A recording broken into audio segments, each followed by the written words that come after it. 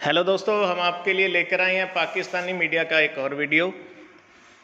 दोस्तों, इजराइल के नए प्राइम मिनिस्टर नफ्ताली बेनेट साहब के ओहदा संभालते ही पाकिस्तान की पतलून गीली हो गई है।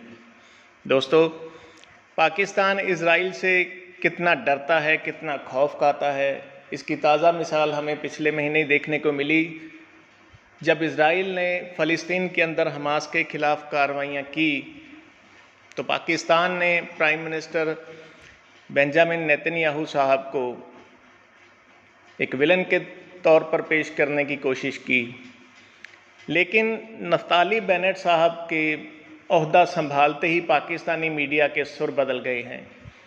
अब पाकिस्तानी मीडिया में ये कहा जा रहा है कि नेतन्याहू साहब तो फिर भी लिबरल किस्म के इंसान थे, लेकिन जो नफ्ताली साहब हैं ये बहुत ही एक्सट्रीमिस्ट हैं, बहुत ही ख़तरनाक हैं। दोस्तों, हम सब हिंदुस्तानी जानते हैं कि पाकिस्तान फ़लस्तीन की आड़ में इस्लामिक कंट्रीज़ की हिमायत हासिल करना चाहता है कश्मीर पर, लेकिन आज कोई भी इस्लामिक मुल्क पाकिस्तान को मुंह लगाने को तैयार नहीं है।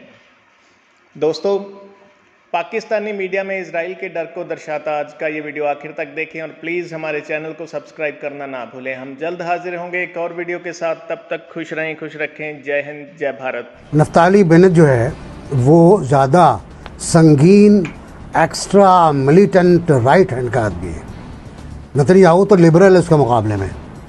ये जो बंदा है ये बहुत एक्सट्रीमिस्ट है और ये जड़ से फ़लस्तीन ख़त्म करना चाहता है। अब देखिए फ़लस्तीन बचा कितना सा है। एक ज़माने में फ़लस्तीन पूरा नक्शा था, पूरा एक मैप कागज़ पे आता था, अब एक नुक्ते पे आता है फ़लस्तीन। और अब हम उसको देखते रहे, वो पेशकदमी करता रहा। जो भी था वो पहले ख़ातून थी गोल्डा मायर, बड़ी ख़ातून आन थी, फिर शमून पेरेज़ आया, ये आयद, और एक के बाद एक बढ़कर इंतहा पसंद आता है। जैसे हिंदुस्तान में है, हिंदुस्तान में भी एक से बढ़कर एक इंतहा पसंद आ रहा है आगे, और हम उनको बड़ा खैर मकदम करते हैं। तो इसी तरह नफ्ताली जो है उसका ताल्लुक़ एक्स्ट्रा मिलिटेंट राइट विंग से है और वो ये चाहता है कि फ़लस्तीन का जो वजूद है वो ही ख़त्म हो जाए, आबादियाँ बढ़ जाएं, ये करें, फ़लस्तीन ग़ुलाम बन के रहें, सेकंड ग्रेड नहीं थर्ड ग्रेड बन के रहें अगर अरब फ़लस्तीन रहना चाहते हैं अल-कुद्स के अंदर। तो नफ्ताली से आने से कोई फ़र्क नहीं पड़ेगा, ज़्यादा जुल्म बढ़ेगा, ज़्यादा ख़तरनाक बढ़ेगा। बात करप्शन की है, बात नेतन्याहू के और भी दूसरे कई मसाइल हैं, कुछ अमेरिका से भी खफगी रही उसकी और वो भी उसको लेकर डूबी है।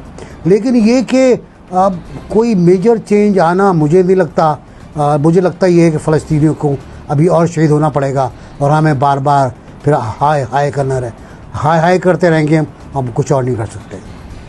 सही। अथर, जैसा कि एनबीसी ने कहा कि नफ्ताली ज्यादा एक्सट्रीमिस्ट है, तो ज्यादा अच्छी तवक्कुआत नहीं रखनी चाहिए फलस्तीन से लेकर।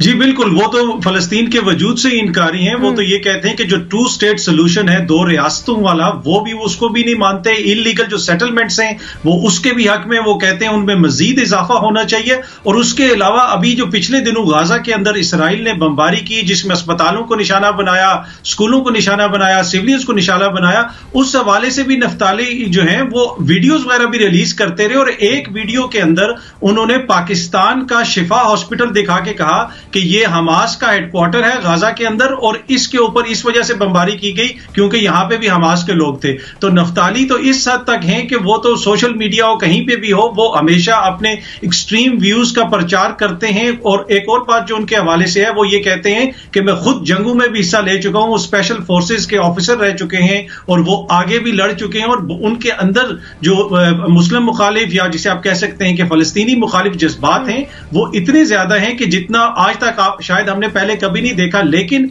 एक चीज है कि इस कोलेशन में दीगर जमातें भी शामिल हैं और नफ्ताली जो है वो 2 साल के लिए वज़ीर आज़म बनेंगे, कोई ऐसा इनका फार्मूला है, और उसके बाद दूसरे कुछ साहब सामने आएंगे। ठीक, तो जुनेरा, यानी कोई मेजर चेंज नहीं आएगा नफ्ताली के आने के बाद भी? देखिए, बेसिक चीज जो है वो ये है कि हमें ये मालूम होना चाहिए कि जो ज्यूइश स्टेट है पूरी दुनिया में वो एक ही है, और उसको लेके ज्यूज बहुत सेंसिटिव हैं और इनसिक्योर हैं। उनकी सिक्योरिटी का देयर इज नो एंड। चाहे अमेरिका अपनी सारी आर्म्स एमिनेशन भी उन्हें दे दे, उनकी इनसिक्योरिटी नहीं खत्म हो सकती। सो विद एवरी इलेक्शन या एवरी गवर्नमेंट चेंज आपको पहले से ज्यादा हार्ड लाइनर और राइटिस्ट और नेशनलिस्ट ऑर्थोडॉक्स ज्यूज हुकूमत में आते हुए नजर आएंगे। ये जो कोएलिशन है ये 12 जमातों का कोएलिशन है, और अगर 12 जमातों ने मिल के इतने ज्यादा हार्ड लाइनर को, एक राइट विंग के बंदे को, नेशनलिस्ट को अपना हेड चूज किया, तो आप अंदाजा कर लें कि वो किस डायरेक्शन में जा रहे हैं। दूसरा, नेतन्याहू की जितनी पॉलिसीज थी उसमें नफ्ताली का बहुत रोल था, बिकॉज ये उनका चीफ ऑफ डिफेंस भी रहा हुआ है और चीफ ऑफ स्टाफ भी रहा हुआ है। वो जब अपना मौका आया तो वो अलहदा जरूर हो गए, लेकिन जितनी पॉलिसीज नेतन्याहू ने फॉलो की हैं और जो तबाही हमने देखी है उसमें इनका ऑलरेडी बहुत हाथ था। जो अथर बात कर रहे हैं, वो इनका कोएलिशन का जो आपस में समझौता हुआ है वो ये हुआ है कि हर 2 साल के बाद कोएलिशन में से एक और पार्टी का बंदा आएगा जो वजीर आजम बनेगा। लेकिन ये 2 साल में नफ्ताली से हम ये एक्सपेक्ट करते हैं कि maximum operation and suppression on Palestine, और जो वेस्ट बैंक में जितनी सेटलमेंट्स रह गई हैं ये उनको भी खत्म करने की कोशिश करेंगे।